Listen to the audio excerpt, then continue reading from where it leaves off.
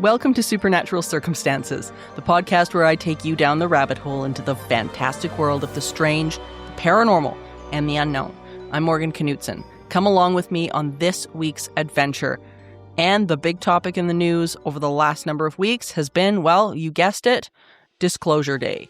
Of course, there's a brand new Steven Spielberg film that's coming out that's of the same title. Everybody's talking about aliens and UAP. Is it real? Is what the government presenting to us real? Everybody knows that the White House, of course, and the Department of Justice released a load of files, more that are apparently coming this month, about UFOs. So where do we all stand on this? What do we take away from it? That's the conversation that I really want to have today. And to stand, I guess, in the critical thought of an investigator, even when we're standing in the face of this new information, because now that's more important than ever. So we've got an amazing person on today that I just adore. I mean, he's so fantastic, and he's been on the show many times before. Dr. Dean Bertram, who is a freelance writer, he's a filmmaker and a film festival director, originally from Sydney, Australia. He's the co-founder of a night horror International Film Festival and many other things. But the one reason that I really chose him for this discussion today is that Dean actually graduated with a PhD in American Cultural History from the University of Sydney, and his dissertation was Flying Saucer Culture, a Historical Survey of American UFO Belief. And that actually traced and examined the development of UFO belief within the context of American culture and society. So Dean has got a lot to offer, and I'm really excited to have this conversation with him to see what his take is on what we're being exposed to now. Now, interestingly enough, if you guys have not seen it, he's also directed and produced an incredible documentary called The Man Who Invented Flying Saucers, and it explores the life and the influence of a very famous sci-fi editor and publisher, Dr. Raymond Palmer, who played a fundamental role, really, in launching the post-UFO war craze. So there's a lot going on here. And recently he explored the Richard Shaver mystery. He's really the perfect person to talk to about all that we're experiencing right now, going forward into this new era of disclosure. Is it real? Is it not? That's what we're going to talk about.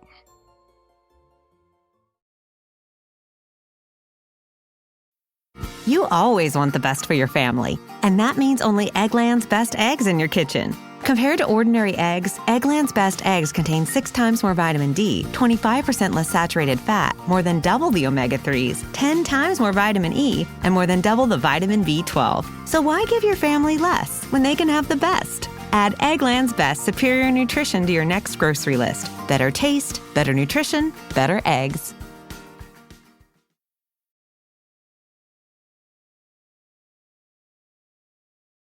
Okay, so this is a conversation that I have been dying to have specifically with you because I don't know about you, but I've got so much to say on what the heck is going on with all of this disclosure talk, this alien talk, people's opinions about it. What's going on? Dean, thank you for coming and welcome to the show. Morgan, it's a great joy to be speaking with you again. I'm so glad that you got that you're doing well again health-wise as well, because I was legitimately worried about you. So it's great to be back. I really, really appreciate that. I'm glad to be back too, and glad to be doing this, and just is getting back into the flow of everything. And of course, I get back into the flow of everything right when the crap hits the fan, and here we go into just government disclosure and UAPs and all of this crazy thing that was happening. And the last time it wasn't the last time I had you on, but the last time we were discussing this topic was when David Grush had testified in Congress about the whole UAP disclosure thing. And both you and I had reservations about that. Right. We did, I remember. Yeah. And, we were at that point, for those of you guys who aren't familiar with the whole David Grush testimony, he was a military personnel, and he was basically acting like a whistleblower. He was coming forward and saying this is all real.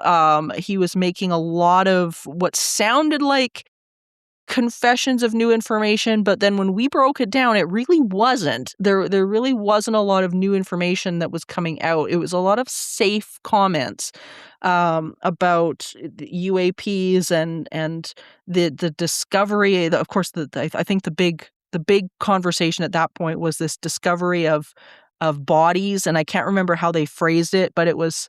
Do you remember that? Non-human biologics or it's not bio. It's like what's the term? It's some weird, scientific term like biologics. Or I can't even pronounce it.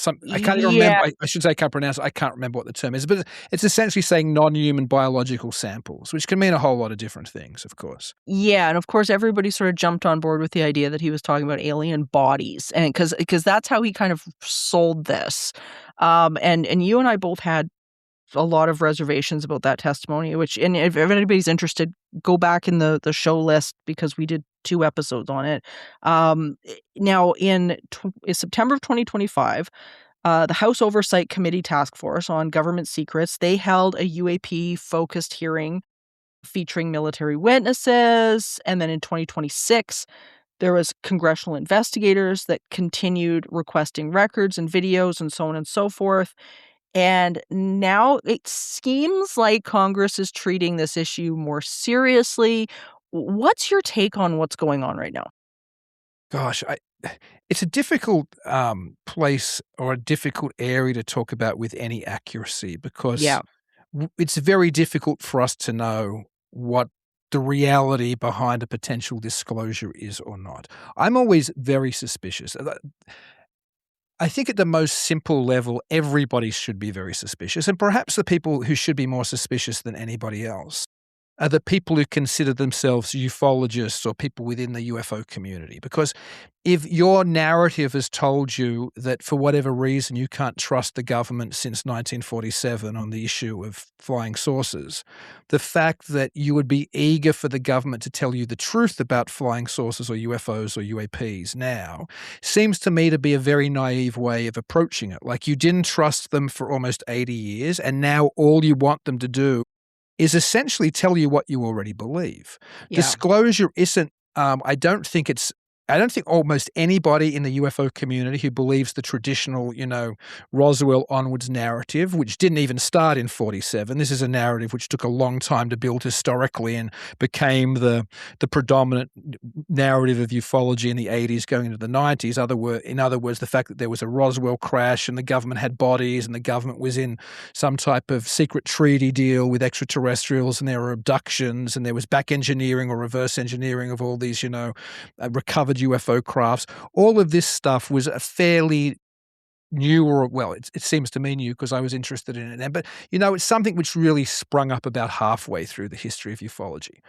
But most people in ufology today tend to believe that history, that it all starts with Roswell and moves forward. But I think most people who are in the disclosure movement or eager for disclosure, they just want that story told to them. They just want the government to tell them everything you've believed is true. Yes, we recovered a craft at Roswell. Yes, there are little grey aliens. Yes, they're abducting people. Yes, we have the sources, in a secret base in Area 51. That's literally what the disclosure movement wants. Now, to me, I'm skeptical of most of those narratives which have fed into the current UFO belief system. It's not that I necessarily don't think there isn't an anomalous phenomenon or phenomena, because it might be more than one thing being conflated as one.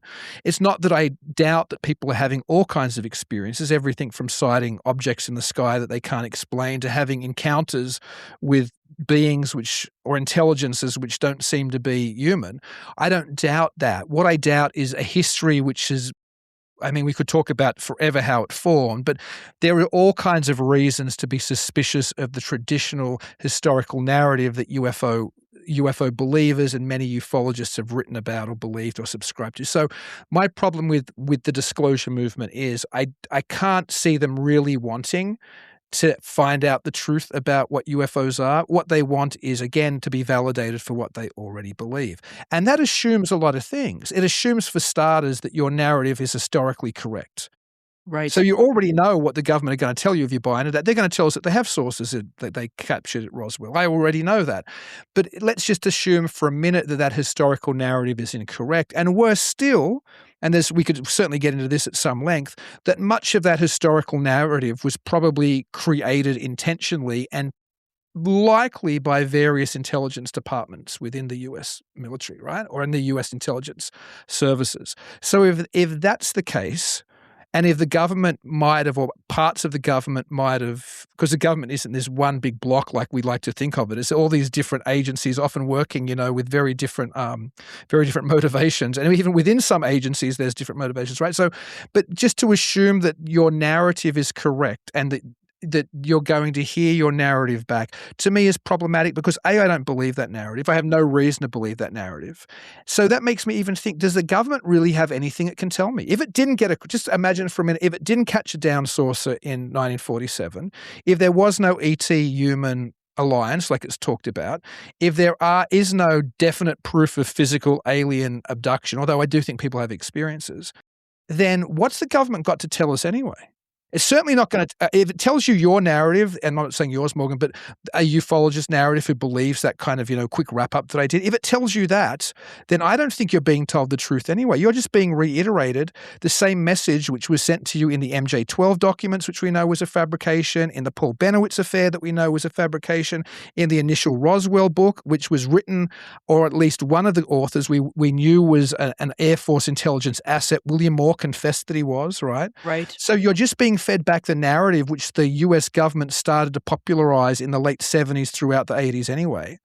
But maybe they don't have any of that data. Maybe that was just spin for whatever reason I don't even understand. So I'm not sure what there is to find in disclosure. I'm not sure what the government knows. So that's, and I know that was a long answer to a short question, but that's one of the reasons I think it's so difficult to even talk about what they might know or what they don't know, because I'm suspicious if they know anything, to be totally honest. Yeah, and I think you brought up a couple of things that I think are important. And number one is that confirmation bias. I think that's something that we really, really need to consider. Because if you've got confirmation bias, you usually don't know you have it.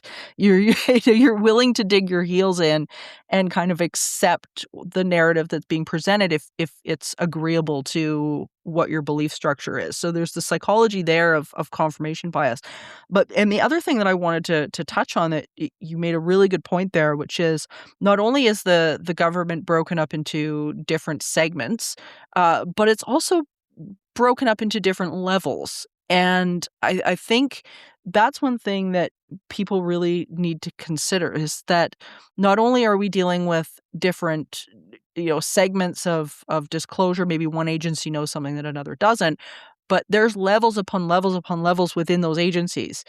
And I think the idea that suddenly we're just going to get all this information dumped on us, on like civilians, about things like, not only black projects, but the deep black projects, when even the higher ups within the black projects don't know and don't have access to those, is ludicrous to me. I just don't think that's what's going to happen here. And like when I took a look at the initial file dump that the White House came out with, and I haven't been through all of it obviously, but I've been through a chunk of it.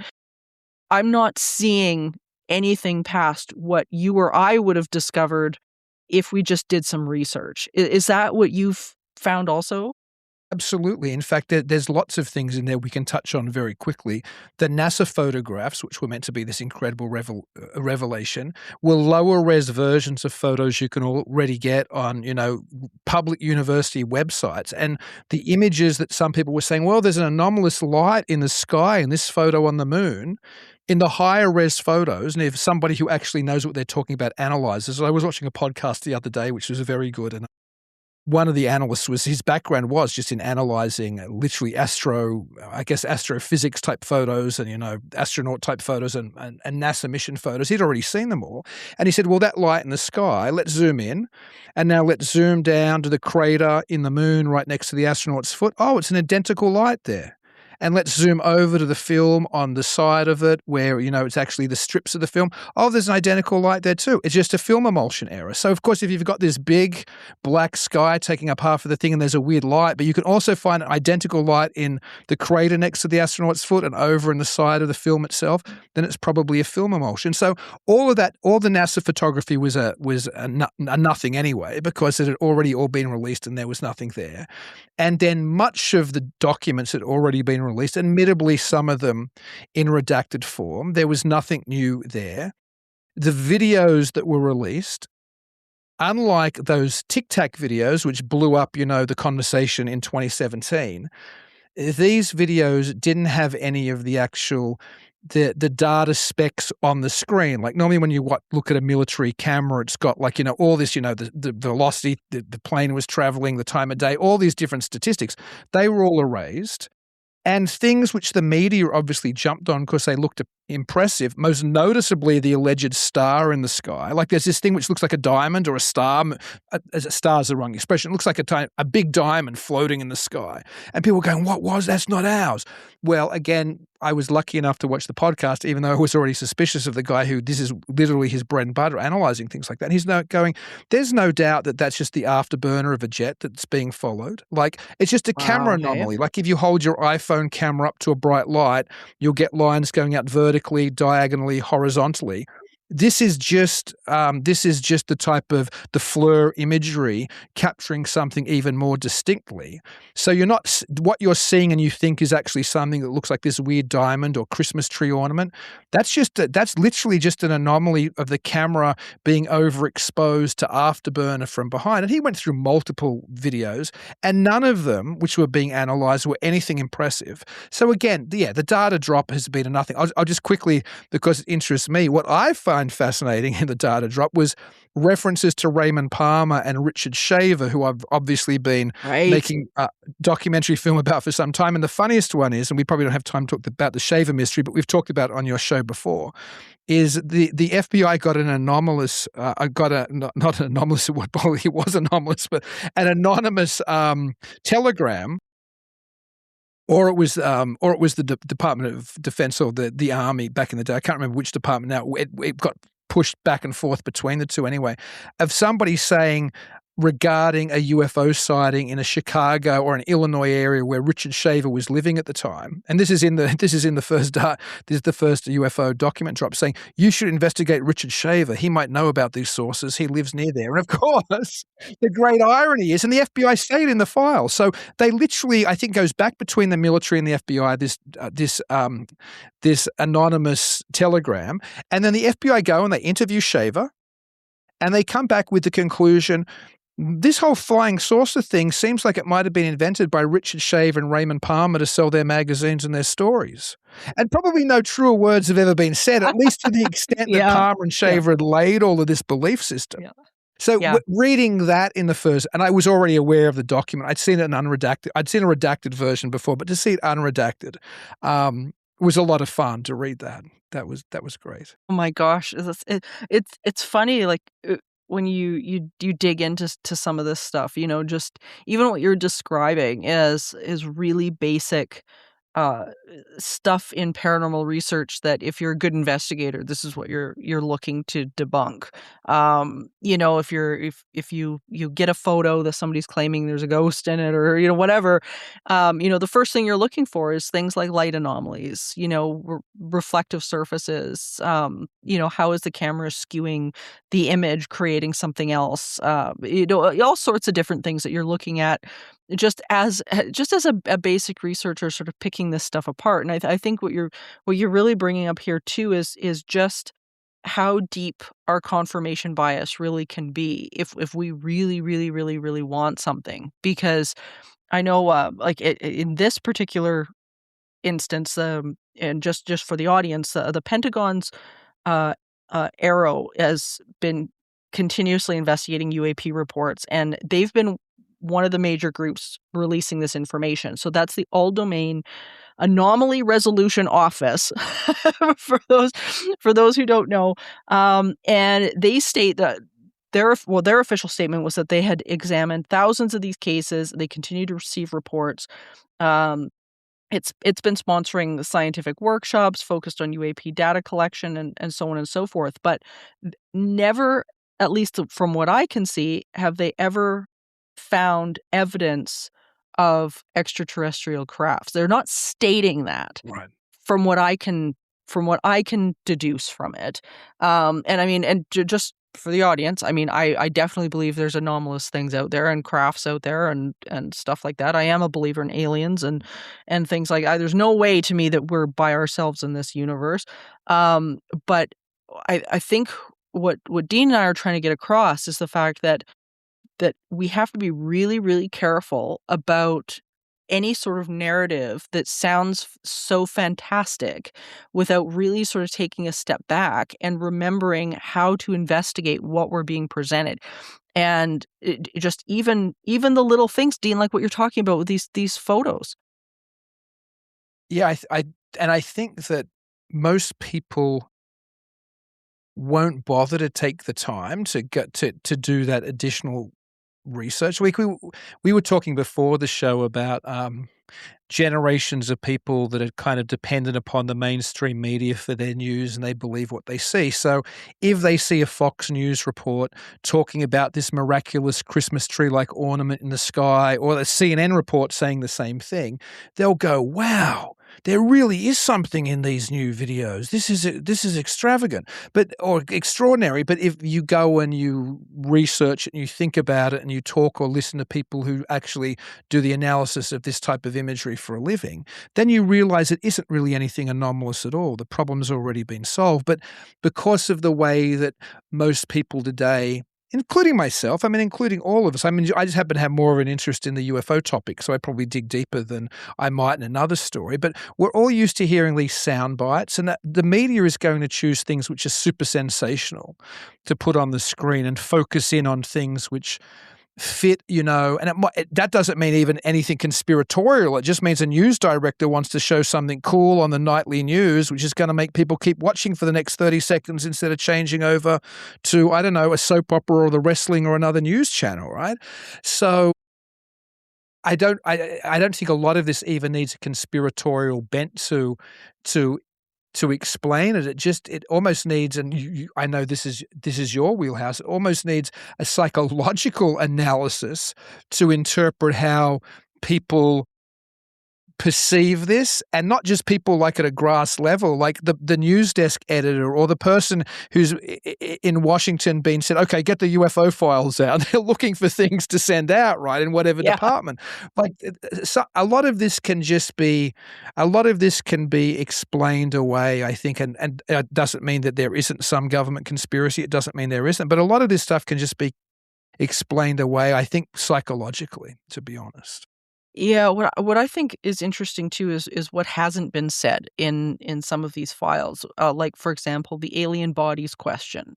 Remember the one episode that we did? There's a whole just frenzy around the recovery of bodies. Like, there was the incident in Mexico, and there was there was so much going on when we last talked about this. And that question, interestingly enough, seemingly has gone quiet, which I find rather interesting. I mean, we'll see here. There's supposed to be some other big file dump this month, I guess, that they're going to be talking about aliens and photographs of the actual beings or something like that. But I find that very fascinating, is that all of a sudden, the one big question that was being tossed around so profusely before is now like, where is it?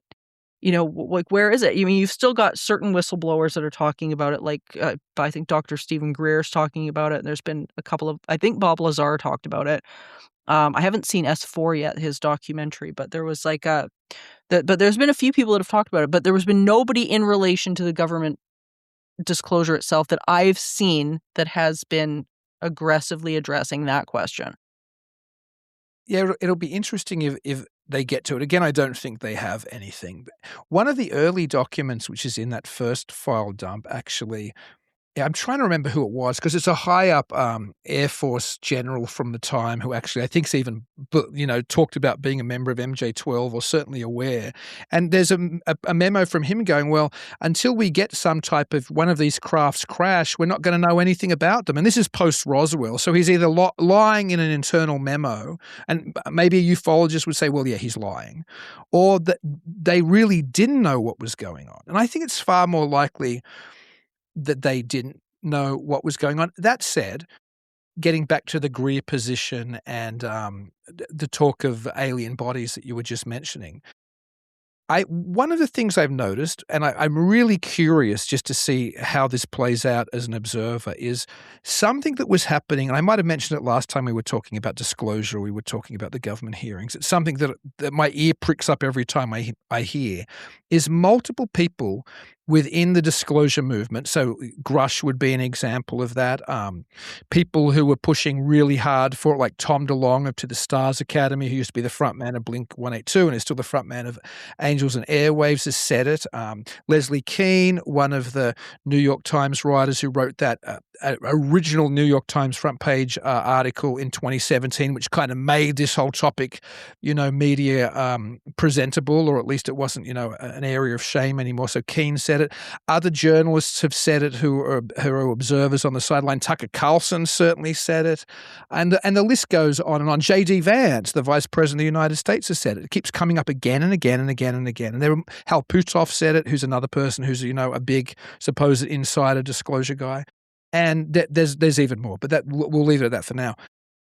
All of these people have said, including Grush, remember, the main whistleblower of the modern era, has said that this stuff is not extraterrestrial. It's interdimensional, or it's spiritual, or it's demonic. And essentially, all of those things are saying the same thing, that these beings aren't from the Zeta Reticuli or from Venus. They're somehow from a space outside of us, and not necessarily outer space, but it interacts with us. And whether you take it from a Christian perspective or a New Age perspective or, some actual, modern physics perspective, the idea that these things are coming through to our reality from another reality, not from another planet or another star system, although conceivably that as well, who knows. That has been something that the media hasn't really picked up on yet, but it keeps being said by people who have been the key players in either talking about this in the media or the key players behind the scenes. Even Ron James, who I screened his Accidental Truth documentary. I think we did the world premiere at a festival I run, Midwest Weird Fest, a few years ago, and he's got a new documentary out. It's an official MUFON documentary. MUFON was all extraterrestrial nuts and bolts back in the day. Right. Now even these documentaries are suggesting that it's something else.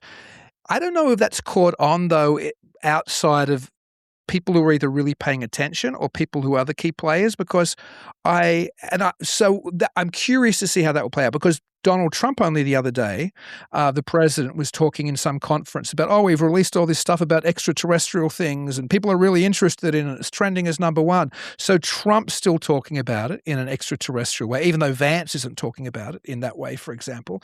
I know his daughter-in-law, Laura Trump, said that a number of months ago that Donald Trump has a prepared speech about extraterrestrials. I heard that he's as well. Yep. He's just waiting to drop it at the right time. So that's another use of extraterrestrials, even though, again, other people within the disclosure movement are saying something entirely different, including, again, David Grush, the main whistleblower, right? And I'm not saying I trust Grush, but it's just worth noting that he's not like the main whistleblower in this space. And I'm going to segue into the popular presentation of it really quickly. The upcoming film by Steven Spielberg, who probably has done more to popularize a belief in extraterrestrial life than any other filmmaker, in the history of Hollywood, certainly with Close Encounters and E.T. Disclosure Day, I thought maybe he's going to do something super esoteric with it, and he still might have. I know that people have seen advanced screeners. I haven't yet because I'll have to wait with everybody else and watch it on June 12th. I'll be eager to watch it. But the latest trailer dropped recently, and the latest trailer looks like a standard extraterrestrial hypothesis trailer. It looks to me like they're talking about a secret that goes back to 1947, which means Roswell. Roswell, right? Of course, yeah. They have imagery which is standard alien abduction imagery. two kids who are now the two adult leads have both been abducted. Clearly, they're lying on, alien gurneys. They're being examined by grey-looking extraterrestrials. Somehow they remember each other from the craft. Now they're adults. They haven't been friends in the meantime, but they know each other.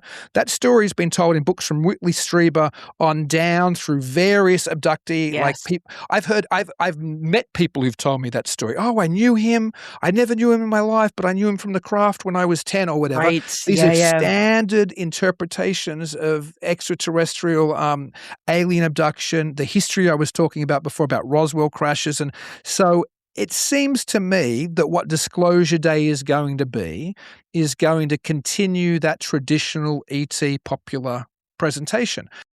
But at the same time, then I'm like, but all these other kind of insiders and media people are suggesting that this isn't, and the vice president, they're all suggesting this isn't extraterrestrial, but it looks like the main new movie is going to say it's extraterrestrial. And maybe I'm wrong. Maybe there'll be a reveal at the end of Spielberg's movie and it will be all, it's really demons or it's really interdimensional beings. I doubt it, but I could be wrong. But there seems to be battling interpretations of what Disclosure is going to be. Yeah. Now I'm going to be really interested just to see how it plays out from a parapsychology standpoint, because for years there's been this sort of overlap with the idea that this is just an extension of consciousness research, is that this isn't some, extraterrestrial like little green men running in from another planet, that this is actually an extension of everything from telepathy to psychokinesis to, are hauntings actually hauntings, or is it something else? Is it some sort of an interdimensional interactivity that's going on? Like those theories have been thrown around a lot. And it's what I find really interesting and what I tend to lean towards in regards to all of this is that we're probably dealing with a different type of consciousness is where I kind of lean towards. And I think that's one of the reasons why people maybe aren't releasing to the extent that they could be releasing it. I mean, a lot of people are so deeply just gripped to their beliefs about how the world works. And there's been a number of whistleblowers that I've watched interviews with who, like you were saying, just, high level people who I guess have felt comfortable coming forward that have said, when I was let in on some of this, it really screwed me up because it screwed up my perception of how the world works, whether these people were religious or whether, they didn't believe in, a bigger consciousness. They believe that the, consciousness stems from the brain and maybe not from, it wasn't fundamental to the universe. And that seems to be, like you were saying, it's coming up more and more and more and more. And I kind of wonder, and I'll sort of segue a little bit here into the phenomenon of the missing scientists that have been popping up. That was one of the last tweets of David Wilcock was, what are people going to do basically when they discover like God, unquote, quote unquote, whatever that is for you is real. And next thing you know, he's gone. So I don't know what there's that aspect of it too, It's Right. like, do you think these two things are interconnected? I guess that's the first step to discussing that question. Or the missing scientist connected to the disclosure? It's hard not to think that there's some relationship. Certainly the storyteller in me that wants to instantly make them connected. And they do seem to be connected because some of these people who've gone missing aren't just, there's like high up people, in intelligence departments who, if anybody would know, they would know. And it's like this weird X-Files episode meets a David Paulides book. It's super weird. I'm not sure how it's connected. I mean, it could be connected. I mean, this is where it gets into all this kind of, supposition and guesswork and narrative story spinning myself. If part of disclosure involves or doesn't want to involve the fact that we have a lot of this technology ourselves, not necessarily because we back engineered it, but because it's state of the art, stuff we've been working on that we don't want the Chinese to know we have or the Russians know we have. And I think in fact, I don't even think I know for a fact that is sometimes Sure. what it is. There was a CIA historian, not meaning somebody who was an external historian who studied the CIA, meaning somebody who was employed by the CIA to keep historical records. When I was doing my dissertation back in, I think it was the late 90s or early 2000s, he came out with a paper written and approved by the CIA saying, we knew in the 60s something like, high 60% of sightings of anomalous craft were things, that we were testing, like, U-2s and, blackbirds and all these other things. And we were happy for it to come out as flying saucers because it would disguise, what we were doing, and it wouldn't give, the Russians or whatever info. So we know the CIA were happy to let those stories spin for a period for cover for the US's own, super advanced aero technological systems. I certainly know there's enough people within the UFO community who are also interested in our own advanced craft who've come out extensively and talked about many of the triangular crafts of things that we probably have and we're probably testing. So is it possible that something to do with disclosure also crossed over into revelations of our own technology that we didn't want people, and some of these people were in the way of that story and were disappeared? As morbid as it sounds, I couldn't help but when that story broke about the missing scientists, think back on the 1970s book, an English mock documentary, Alternative 3, which imagined that there was this kind of dilemma of scientists who just went missing and where did they go? And it was the weirdest thing. And they'd been taken as part of Alternative 3, which was this program to get Alternative 3 was there was a potentially an end of the world type scenario coming, and Alternative 3 was an alternative to get the elites off Earth onto the back of Mars or something crazy. Right. And so they've been taken, but it was a big deal at the time because it played in England as a documentary and it had as a mockumentary, but a lot of people who just watched it, like I guess Orson Welles' audio broadcast of War of the Worlds 20, 30 years before, they thought it was real, and then there was an accompanying book that presented it as real. And so, but it was all about missing scientists who were somehow involved in, space technology and other things being just disappeared or killed. So this was like all of a sudden Alternative 3, one of the great, is it real or was it fake or was it cover for something that was real, stories of conspiracy and UFO law, was literally all of a sudden on Fox News and on all these other news networks. So it's, again, the person who wants to spin the narrative in me wants to go, well, this has got to be connected. But it might be connected in a way we don't imagine. It might be that you want to go, well, these people knew about the aliens, so they were offed. It might be that they had the tentacles of military industrial complex somehow interwove with these people in regards to advanced technologies that we were making ourselves. I don't know. But to answer your question, that was a very long answer. The short answer is I suspect it might be connected, but maybe not in the way that we think that it is. Yeah, I mean, there's definitely something absolutely bizarre going on. I mean, at this point now, everybody's covering the fact that, these poor people are disappearing. And the one incident recently, I can't remember who the last person was to unfortunately, God knows what, and they met, but their phone was factory reset when they found the person's belongings.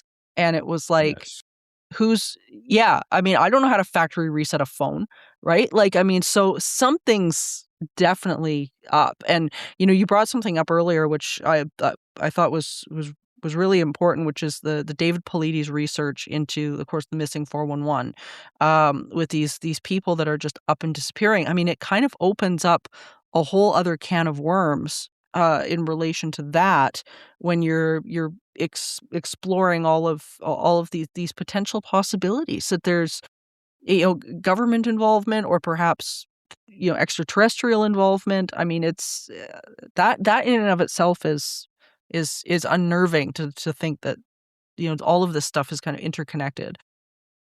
You want to be careful what you say in your podcast, right? I'm not even kidding. I mean, I know. It's unbelievable. Like it's really crazy. But let's talk a little bit about the sort of the narrative that comes down from some of these officials, because I think that's one thing that, I mean, we were just, even before the show, we were bitching and complaining about government narratives and all of that kind of a thing. But we've got a really, really long history of manipulation sort of coming down from different areas of government, Canada, states, all over the place, including things like the long history of MKUltra, which they've said has been shut down, and I'm like, I don't know, Sure. but I don't know about that. But that's the official story, is that it was shut up. But interestingly enough, in Canada, there's like a pending lawsuit about it because there was an MKUltra there was an MKUltra program in Montreal that went on for a while, and everybody listening, you guys can Google this. It's a readily available. CBC, believe it or not, actually did a documentary on this and the people who were victims of this program who are now suing the federal government. And so that's still ongoing. But there was this sort of big shutdown from the federal government of like, we're not releasing any of this information. And I'm like, if the program's shut down, why is it not okay to discuss it? So there's a whole bunch of things going on around some of these narratives that are pretty interesting. Yeah, I think there's a problem when you get big government of any kind. In the West, we perhaps in some ways correctly looked at totalitarian governments of the 20th century and been horrified by the things they've done, whether that's the Soviets or the Nazis, and rightfully so. But we've always thought that if a country has a particularly, liberal ideological curve, things are going to be okay. But as Lord Acton, the famous British, I suppose, political commentator and advisor to prime ministers and other people noted once, power corrupts and absolute power corrupts absolutely. So when you get these government agencies, which are pretty much given either by, and they're not even necessarily given it by, the Congress making a law, they just are given money and they're able to go off and do their own thing. And there's no checks and balances. They have as much power as the billion-dollar, multi-billion, multi-trillion-dollar black budget over the years has given them to play with. And in the West, while, don't get me wrong, I love the West. I'm a big supporter of the countries that you and I were either raised in or live in today. And I think the Western liberal values are the only values and the only countries I would want to live in the history of the world.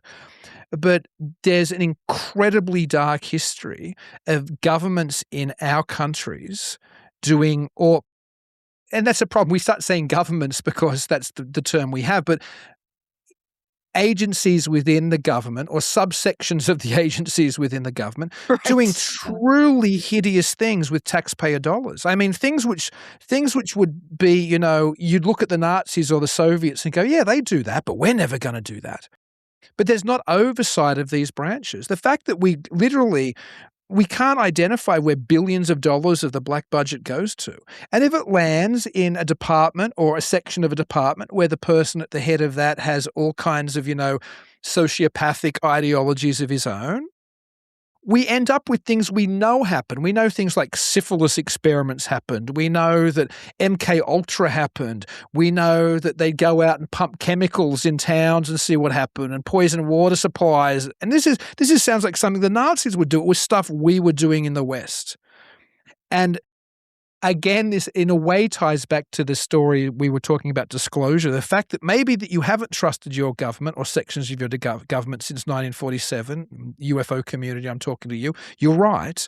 But why you would trust them now to tell you the truth?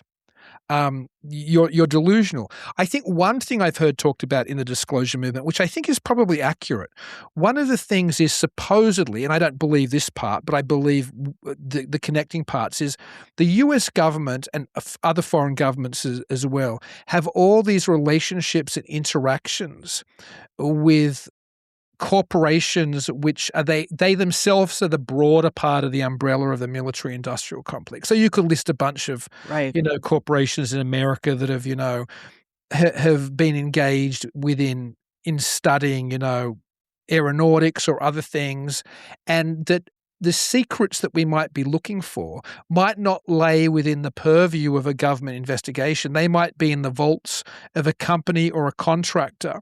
And whether that's testing, recovered alien spacecraft, or whether that's building some, device which we don't necessarily want on the public record, but it's shielded in a way because you can't just go to the Congress and, say the Congress can't just go, okay, we're going to, require the Air Force to give us all the details about what's in the hangars of Area, 51 or, Right. Hangar 18 or whatever, because they've been moved off. And I think that's true. I think that part of the disclosure movement, when that comes up, I think that's worth paying attention to, because we all know we know that in a way, while we like to believe we live in a liberal democracy, and to a degree we do, we also live in a fascist state. And I don't mean that in the sense that people who scream fascist at you because you disagree with them mean it.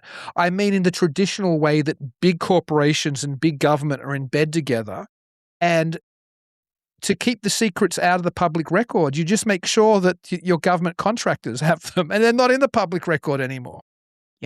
Yeah. I think you just brought up so many really excellent points there, and that's exactly why I brought up MKUltra, because to me, there's already a long history of one thing that we do know for sure: government lies to us. That's one thing we know for absolute factual certainty, that the odds are that the stuff that's coming out of, and it doesn't matter whether it's a Democrat in office or a Republican in office, I honestly don't think they've got a hell of a lot to do with it. Everybody's kind of pointing their finger at Trump or Vance or all these people, and of course in Canada, disclosure has been hush hush.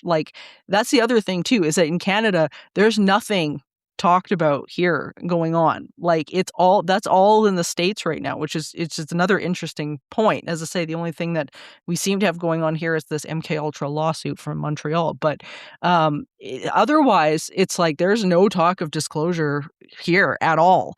And when you and in Canada, we've got a really deep history into paranormal stuff. Of course, my great-great-grandfather, he was deeply involved in the world of the paranormal and parapsychology and so on and so forth. You don't hear a whole hell of a lot coming from our people. And I think that's one thing that people looking into this, that's the one consistency we've got, is we know that they're not that they have not been honest. And again, going back to this, what you were saying with the money, where it's disappearing to and so on and so forth. I actually heard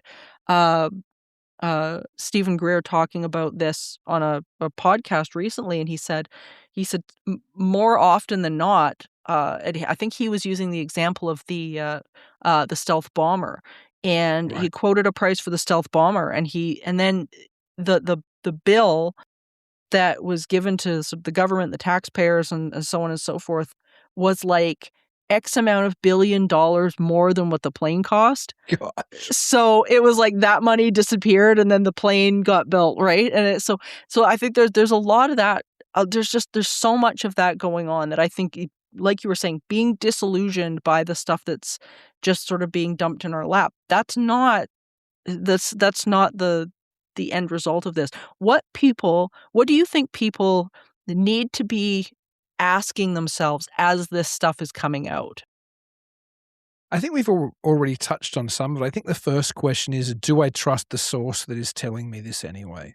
Right. And I think you mentioned before too, not to be partisan about it, not to, if you're a Democrat, not to go, well, it's coming out under the Trump presidency, so I don't trust it, and vice versa. If it came out under don't base it on your political positions. Base it on the fact that if you're somebody who believes in UFOs, that you haven't trusted the government to tell you the truth for, almost 80 years, right? Why would you trust them to be telling you the truth now? Particularly if all it's doing is, somehow fulfilling your fantasy of what UFOs really are.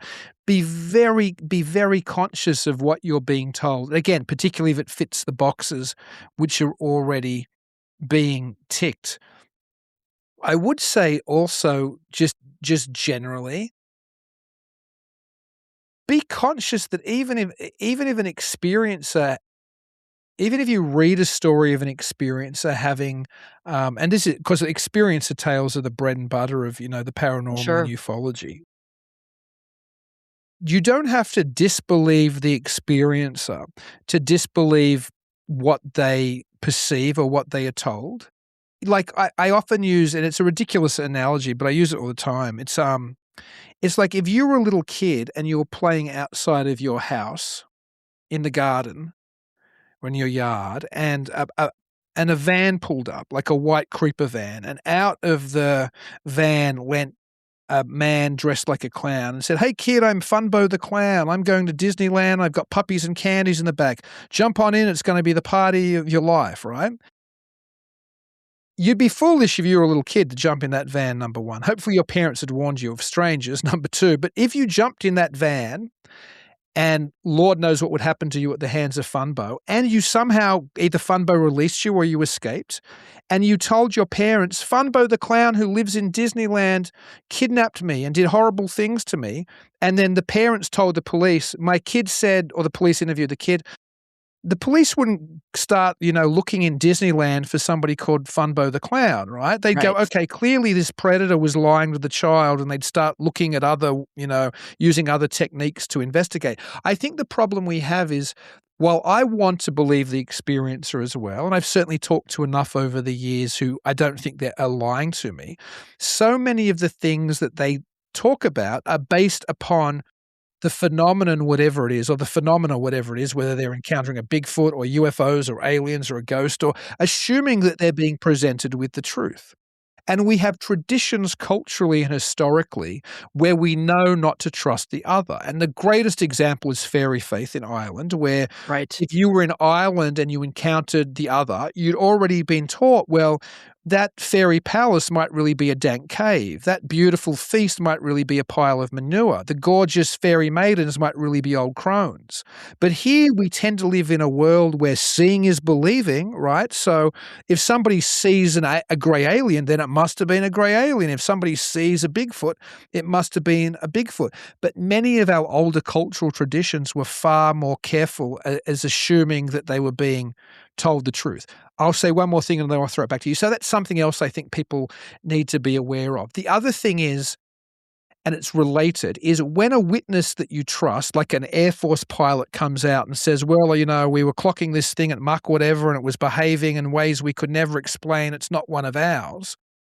That Air Force pilot mightn't be lying to you, or fill in the blanks with any of these type of, reports of advanced technology. Sure. But just because that Air Force pilot doesn't know what that craft was, doesn't know that skunk works were 20 years ahead of what he's flying anyway, aren't experimenting with it. And he himself might have been experimented on. So I think there's this desire for us to believe people who are sincere, and we should believe people that they've had an experience, but those people might not be capable of even deciphering what the reality they were, what the reality they experienced was, whether it's misidentifying technology because you haven't read the latest Skunkworks report on, the new secret stealth technology they have, or whether you're somebody who experiences, an anomalous entity at the end of your bed that masks itself or presents itself or bounces off your expectations. You don't necessarily have to believe the experience to believe that somebody's experienced something. And I think that's good advice for anybody in the paranormal, anybody looking at any of these type of experiences, because it tends to be we're forced to either, well, you've got to believe the person or not. And if you don't believe the person, well, maybe you're a skeptic. It's sensible not to believe them. But if you're a believer, well, you're a horrible person because he's sincere or she's sincere. No. Just be wary of everything, because I think this whole field, the whole field of ufology, is a field of deception at every level, from the government through the phenomenon itself to the people who self-deceiving who experience it, to the whole community being self-deceived in this history that wasn't the history from 47. It was a history that was invented in the early 80s, which they've transposed back to 47. So the whole field is so filled with lies and confusion. So yeah, but I guess believe nothing. That's very negative, but that's it. I get what you're saying though. I mean, there's so much of what we think we know has been constructed for us. And that's something that I don't think people realize just how deep that actually goes. I mean, I think back to even stories like Kenneth Ring, who, when he experienced one of the first UFOs, and he described it one way, and then the newspaper printed that it was a flying saucer, and he didn't say flying saucer ever And next thing you know, within a week, everybody was coming forward saying they were seeing flying saucers. Well, he never said that. So I think there's a lot of there's a lot of that goes on that we don't even realize we're doing. Like, I mean, I'm sure you and I do it. Like, I mean, we don't even realize just how much has been constructed, which brings me to the sort of the hypothesis of which has been thrown around quite a lot in various discussions for the last little while of Project Bluebeam, and the idea that there could be, or that somebody is behind some sort of false flag operation that would create some sort of alien invasion or something like that to just put the fear of God into people.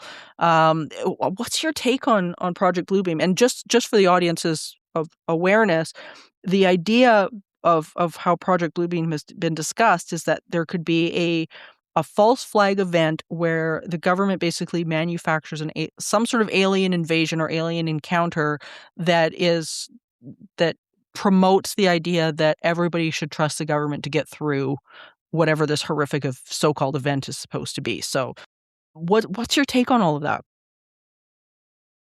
I think the best illustration I've thought of why this is probably a thing is back in the days, back in the 80s, Ronald Reagan did a number of speeches where he talked about, this is during the Cold War, where he talked about, imagine if tomorrow there was a menace threatening the world from space, an extraterrestrial menace. Imagine how quickly we and the Soviets would come together to, fight this menace. Now, that doesn't mean Reagan was briefed or he knew anything. And certainly The Outer Limits had dealt with a story like that. Yeah. Independence Day, the movies, yeah. Exactly. The comic The Watchmen, although the movie did a different version, but The Watchmen had the antagonist in that movie invent an alien destruction of New York to bring the world together. Right. So it's been talked about multiple times. Why I think the Reagan speeches are significant is I can't imagine if he didn't say that there wouldn't have been people in US intelligence going, should we war game? And I'm not saying they might already have been wargaming this for years, but I can't believe if the president's making multiple speeches, people in the intelligence agencies who were obviously paying attention wouldn't have said, that's a good point. Or maybe Reagan had been briefed alternatively, right? But surely they'd start wargaming. What would happen if an alien threat appeared tomorrow? Incidentally, too, there's a book from the 1960s called Report from Iron Mountain, which now is generally regarded to be kind of a hoax. But one of the book was kind of as if there was this internal manuscript for, I guess, in the military-industrial complex, talking about things it had to do to maintain its power, in democracy. And one of the things talked about in a throwaway line in that book was, well, we could stage an alien invasion, right? Like, what if the aliens came? So I have zero doubt that it's been wargamed. I have zero doubt people have sat around thinking about, what if we did this? So that part, I would, if I had $1 billion and I could double it, I would make that bet. What the reality is of that actually being put into practice, I don't know. I do know if disclosure comes this year and all of a sudden we're told, yeah, the Zeta Reticulans are here and they're abducting people and I'll be like, I'm being blue beamed, baby. Like, this is not true, right? Yeah, well, and I kind of wonder if that's exactly how the public is going to take it. I mean, I think at this point the public is so oversaturated with crisis because that's every single time you turn on Facebook or the news or whatever, that's what you've got in front of you. There's a crisis of something. And, when they began to release the disclosure files, like, there was such a blasé lack of what is this now? Like, people aren't, there isn't this, it's not in every headline. It's not in the papers. It's not, it's just, it's like, oh, there's aliens. Yeah, that's nice. That's good.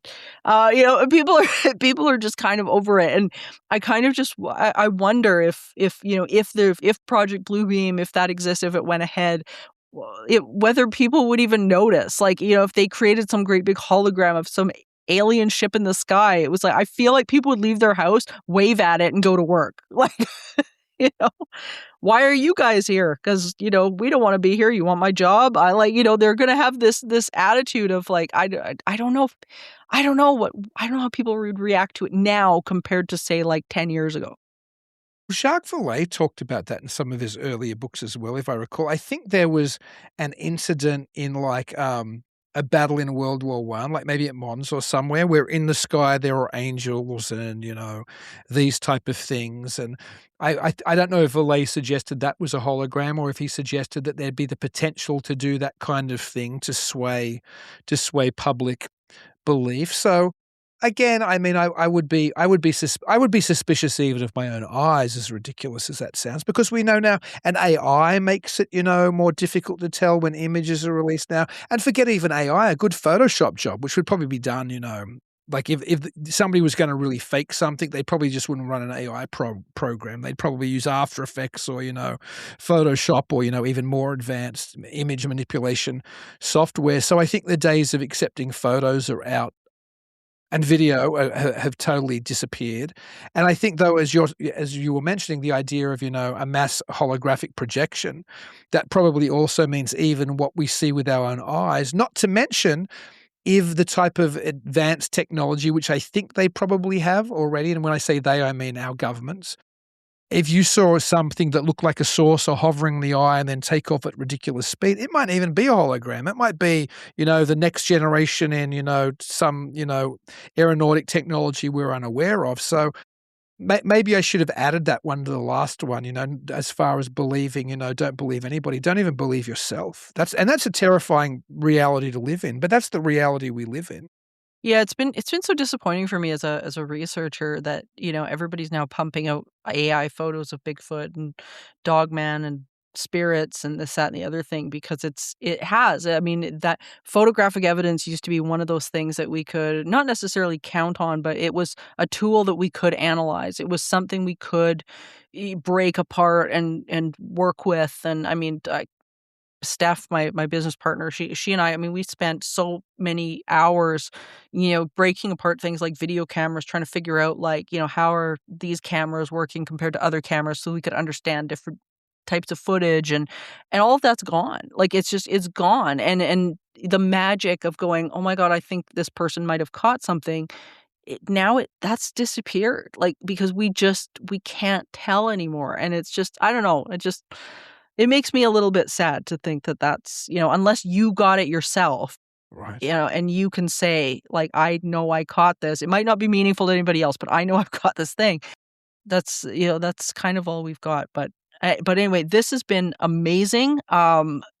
Dean, talk about your podcast. Where are people going to find you? Because, I mean, you're talking about such awesome stuff all the time on your show. Well, thank you, Morgan. I have a show called Talking Weird on the Untold Radio Network, which is live every Thursday night, 9 p.m. US Central Time. And you can just find that by going to untoldradiom.com or find it on YouTube or Facebook or X. And it also drops on every podcast platform, I think on the planet, really. I don't think there's any we don't drop on. But to find it, you probably should look for Untold Radio because it's one of the shows there. If people are interested in my Shaver Mystery documentary or The Man Who Invented Flying Saucers, which is the feature-length version of it, they can go to theshavermystery.com, but that at the moment will just take you to the Facebook page for The Man Who Invented Flying Saucers, and that talks about my work in film and looking at this type of stuff. So again, on Facebook, just look for The Man Who Invented Flying Saucers or just type in your search engine, theshavermystery.com. Yeah, if you guys want a wild ride, Richard Shaver, man, it is a wild ride, and it will blow your mind. Dean's been on this show before talking about it as well, so you can find that episode. But please go and check his work out because it will really shift your stance and broaden your world about the history of UFOs and where things have come from. Like it's such a incredible history lesson. So thank you so much, Dean, for doing this. Morgan, thank you for having me on. It's always such a joy speaking to you. And I'm looking forward to talking to you on my show, the next episode of Talking Weird. So that's going to be great too. Absolutely. And that will that'll be out, I think, by the time that this is out, because this is going to be out soon. So I think that that will already be out, so people will be able to find it, and I'll throw it in the show notes so people can find it, because this conversation isn't over. So we'll talk about more later. Part 2. Thank you, Morgan.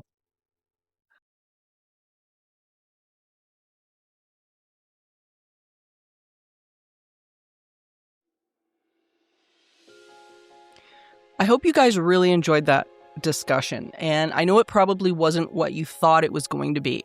It's a really interesting subject matter that this presents to everybody, as researchers, as laymen, as people who are just wanting some semblance of truth and evidence behind this massive disclosure that seems to be going on all fronts, with the government, with supposed whistleblowers, all of this stuff. So I just really want people to keep an open mind and realize that not everything that you're being presented is probably the truth.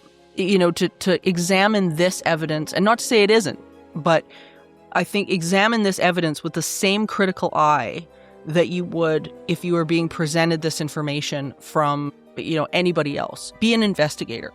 Be a critical thinker. Piece through it. Think about it. Ask yourself if there's an agenda behind it. I think it's something that's just really important. And I'm not demonizing one government or another at all. I think both sides of the coin at this point, when you're dealing with this level of extraterrestrial information, it's going to be a very cagey, iffy subject. And what the public sees is probably not going to be anywhere near the extent of what they've actually got or what's coming out or anything like that. So I just want people to be mindful.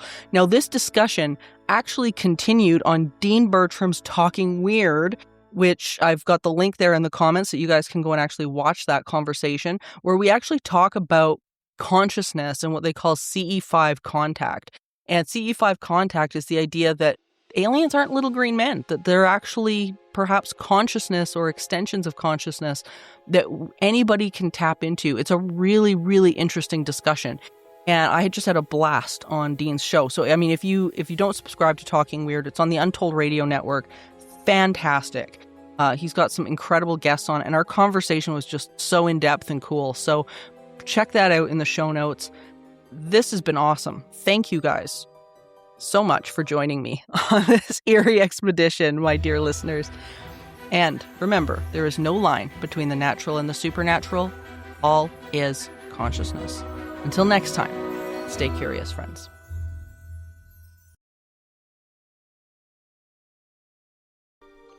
Supernatural Circumstances is a co-production of Entity Seeker, Paranormal Research and Teachings, and the 20th Plane. This podcast is a part of the Curious Cast podcast network. You can find out more about me, Morgan Knudsen, and book me for live appearances at entityseeker.ca. You can also email the show at supernaturalcircumstances.com.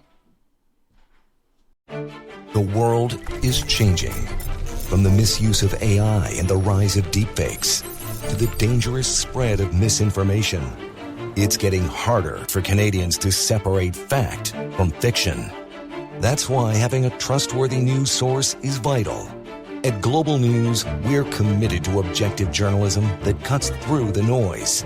Stick to the facts. Global News, Canada's trusted news.